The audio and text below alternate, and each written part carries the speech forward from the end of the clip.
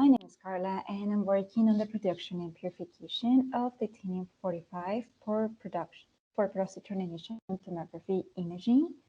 So, we're for the reason of this or the sake of this project, we have been focusing on cancer diagnostics, on the early detection. For the here in Canada, the number one reason of death is cancer, unfortunately. And statistics says that 1 in 2 Canadians will develop cancer over their lifetime, and at least 1 in 4 will die from that. So the survival rates are increased from 55 to 63 from 1992 to 2014 due to the new technologies developed for the early detection of cancer. So as we can see in the comparison table, the early detection on stage 1 provides the person or the individual a 5-year survival rate percent of almost over 80, or on all of them, or at least the ones percent for breast cancer, ovarian cancer, lung and cervical cancer, as compared to the latest developed stage. So I wanted to focus on the use of the titanium-45, but I want to recap a little bit some of the terms used. So as we know, the way that our radiopharmaceuticals act is that they are linked in a molecule, which is called a chelator, that contains or attaches to a radioisotope, in this case a radiometer, and then it has a targeting vector connected to a linker to the chelator, which is the one that drives the molecule to the site of interest. Most of the time, it's usually a tumor cell.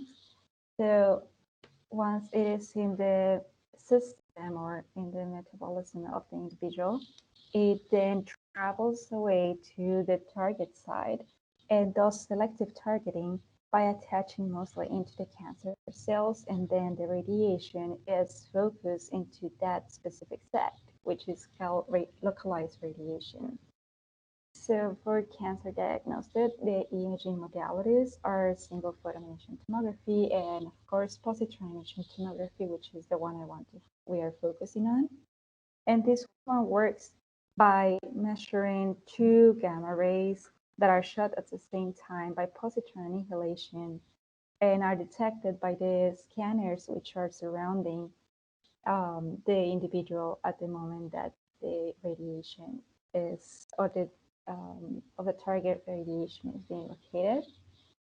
So one of the common PET radionuclides that are available at the market, or at least that are known of, are, for example, common organic radionuclides, or some metallics radionuclide, which has been like emerging recently, and that has been like promising potential application as they could be used possibly into like nanometallics or like nanoparticles, so they can be transported and given a specific use.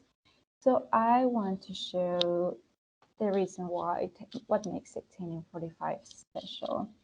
So at least as compared to the other type of PET imaging radionuclides, the titanium-45 has a positron emission of 85%. It has an energy of 0.38 megaelectron volts, which is one of the ideals. So we don't want the positron to travel too far from the targeting site, as we want the resolution of the image to be as high as possible. So it has to be closer to the site of action at the moment it gets annihilated, so the signal gets detected as close as possible to the tumor. Also, titanium-45 has a half-life of 184 minutes, and it's produced, well, I find this the most convenient part.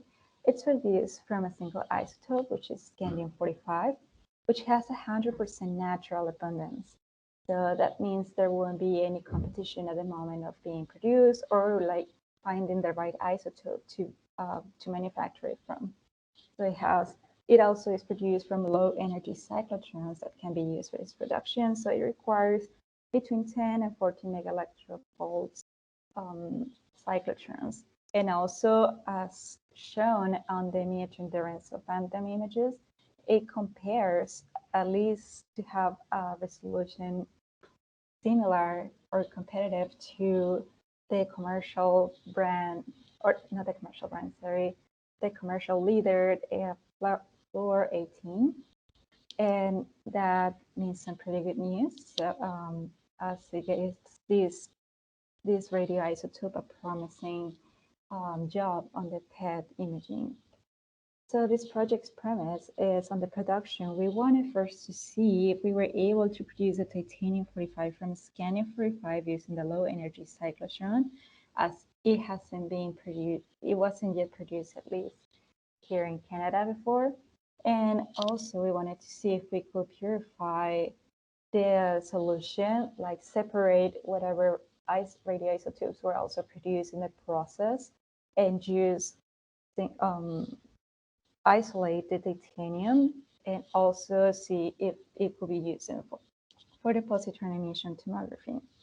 So first we made target production, which consisted of an aluminum backing and a scandium piece of metal. And the scandium piece of metal was compressed at 8 megapascals. And once it is flattened enough, it was pressed together to the aluminum backing, making my scandium target. So just to make sure that it will pass the quality test, which is the scientific way of dropping a target into the floor and checking out that no pieces are coming off from the scandium metal, just so it could be safe for the operators of the cyclotron. And also we performed the scratch test just to make sure that there's no removable parts from the target. So this is pretty much how it looks like. As you may be able to appreciate, hopefully, the scandium is a soft metal. However, it has a hard time being compressed. So instead of being adapted to the shape of the indentation from my aluminum backing, it will instead be compressed against it and deform the aluminum backing. So that made it really well ideal, I guess, in the form that it wouldn't come off no matter what. So that was a big plus for us. So on the cyclotron and irradiation part, we made some preliminary tests to see what will we achieve with using small irradiation times and also small amounts of current, so we could just make sure that it was safe to be handled with. So we use a 13 megaelectronvolt cyclotron available at Triumph here at Vancouver, Canada, and use 10 minutes irradiation and 10 microamps to irradiate the positron with a proton beam, my scandium target. And then by the PN reaction, we were producing titanium-45. So successfully, we were able to produce it, and also we got up to like 1 gigabecquerels of activity just by those conditions mentioned before. So we were really happy with the outcome, and we were letting the radioisotope cool down for like 2 hours because it was such a high amount of activity to work with at the beginning. So that will sadly consume at least 66% of the original activity that I will work with, as this radioisotope has like 3 hours of half-life. So at least in the first part. So for the purification process, this is the interesting part and the most challenging one. We tried dissolving the scandium pellet or the titanium pellet by elegantly compressing or deforming the backing, pretty much with some pliers. So we will make sure to drop only the pellet into 6 molar HCl and then warm up this acid in order for the titanium to be soluble and also scandium. And then once the solution was clear, we will take a small electrode to put it into a 20 milliliter vial for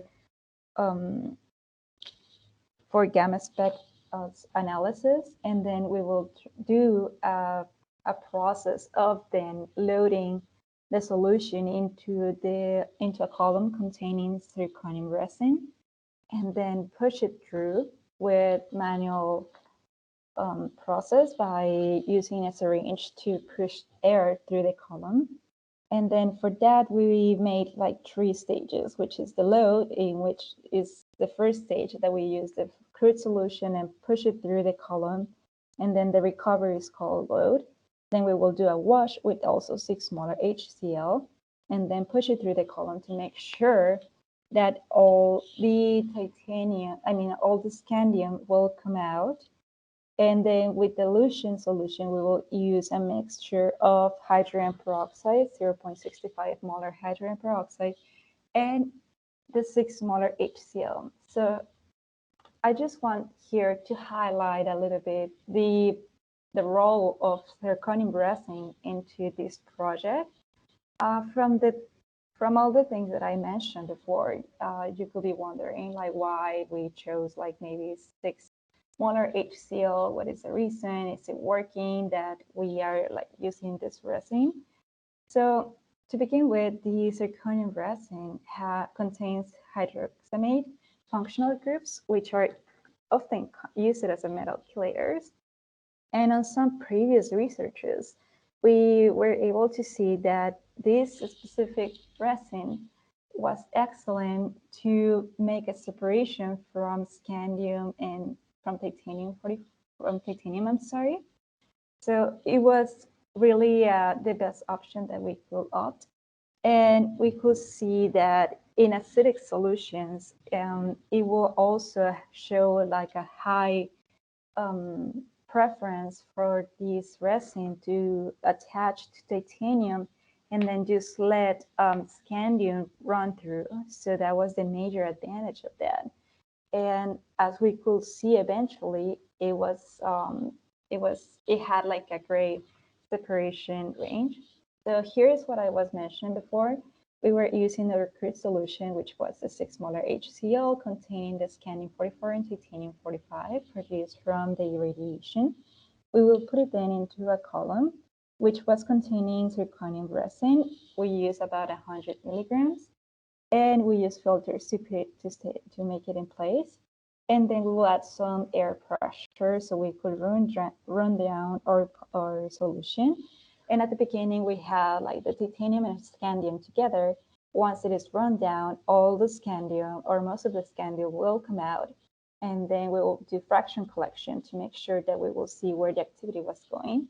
And then we perform a wash, as I mentioned before. We just clear 6 molar HCl and then run it down through the column so all the scandium will come out. And then we use the dilute solution containing 6 molar and 0.65 molar hydrogen peroxide. So the main reason we used this combination was because we were a little bit unsure on how to take all the titanium from the column or how to recover it. So we opted to like use hydrogen peroxide to denaturalize the hydroxamate. And so that shown to work actually. So we were happy with that. Here I just wanted to show you how the activity is collected or is recovered through the fraction collection. So at the beginning, we have all the activity measured at the beginning of the experiment, and then we will see that the load and the wash will represent a really small amount of activity as the one compared to the initial process. And then when we measured the elution, we were able to find that we had pretty much most of the activity recovered through that process, which will represent that the activity from titanium 45, which was retained on the column, will come out using the elution solution that we used. So that represents about 91% of the total activity, and we were really happy with that. So I want to share my results. Unfortunately, on the first 1 to 5 experiments, we didn't have an accurate data from the dose calibrator, as this is data that I'm showing you from the dose calibrator recovery. And the room 6 through 7, we questioned like how much resin to use because we wanted to increase the recovery percentage. So we started to thinking of increasing the amount of resin. Maybe that will just give more room for titanium to be attached. And also we tried to like see if we wouldn't have as many losses on the wash step. So that's one of the things that we thought about. However, we found out that it didn't necessarily change anything. So we went back to using just 100 milligrams of zirconium resin. But this time we were more thoughtful of the flow rate of air we were putting into the column, because before I was performing this manually. So now instead we got a syringe pump, and we were trying to find an ideal flow rate that will benefit the process of separation, because we were shown that if we were to like use a high flow rate to push down the crude solution or the wash solution through the column, it will just pretty much affect the results that we were getting overall. So what we were trying to achieve is to replicate the best results that we got, which was like 99%, that 104% is just an odd number. So we have been trying to replicate those conditions so we can make sure that we're getting a good recovery of activity. Also, one of the things why you may see a change on the crude activity from run 9 to 10 is that we started using half of the time of the irradiation time, so we use 5 minutes instead of 10. So we will work with less activity because it was representing an issue on me, I guess, since I was working directly with the titanium. So we were considering just like lowering the amount of dose that I will be exposed to. So after that, we were seeing that we were having some more or less consistent results. So right now we're just trying to like make some replication of the best conditions so we can make sure that we have like a standard conditions to work with, and then go from that. So in conclusion, the production of titanium 45 from scandium 45 was achieved using this preliminary test. And we used, like I mentioned, 10 minutes, and eventually we changed to 5 minutes of irradiation at 10 microamps. The production rates of titanium were actually close to match theoretical volumes. So I'm just pretty much summarizing all the work here. So I just wanted to mention that we were able to like pretty much produce as much as we were expecting on theoretical calculations.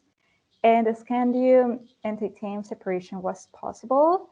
However, we're considering like using ICP-MS so we can make well sure that we are not having contamination or undesirable sort of other radioisotopes, or at least that is as pure as possible, as we don't want to have competition when it comes to radio labeling. So that will be really important to do.